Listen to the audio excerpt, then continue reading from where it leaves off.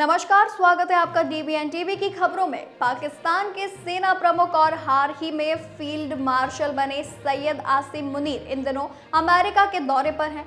दौरे के दौरान उन्होंने अमेरिका में रह रहे पाकिस्तानी समुदाय को संबोधित किया। अपने भाषण में मुनीर ने कई मुद्दों पर बात की, लेकिन इस मंच का इस्तेमाल उन्होंने भारत के खिलाफ तीखे बयान देने के लिए और जहर उगलने के लिए किया।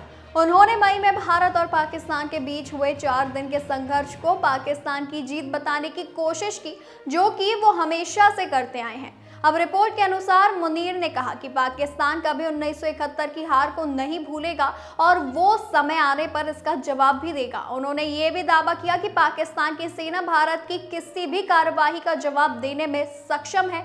बता दें, आसिम मुनीर ने कश्मीर को लेकर भी बयान दिया है। पाकिस्तान के ही एक वरिष्ठ पत्रकार ने एक टॉक शो में बताया कि पाकिस्तानी सेना प्रमुख सैयद आसिम मुनीर ने अमेरिका में दिए गए अपने भाषण में कहा कि वे भारत को तोड़कर 1971 की जंग का बदला लेंगे। वॉशिंगटन में मौजूद पाकिस्तानी नागरिक नोमान मुगल ने भी दावा किया है कि मुनीर ने कहा, हमने चीन के साथ मिलकर भारत के खिलाफ जंग लड़ी है।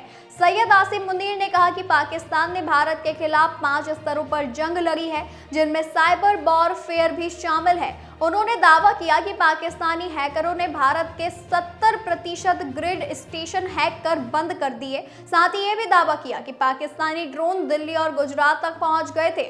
मुनीर ने एक और दावा करते हुए कहा कि भारत की ट्रेन व्यवस्था को भी हैक किया गया। हालांकि इन दावों का कोई सबूत उन्होंने नहीं दिया और भारत की ओर से भी अब तक इस पर कोई प्रतिक्रिया नहीं आई है।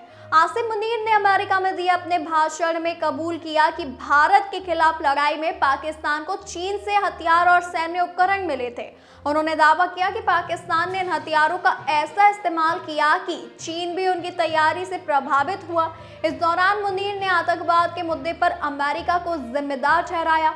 उन्होंने कहा कि अफगानिस्तान में सोवियत संघ के हमले के बाद अमेरिका की मदद से पाकिस्तान में जिहादी कल्चर पनपा और यहीं आगे चलकर कई आतंकी संगठनों की जड़ बना।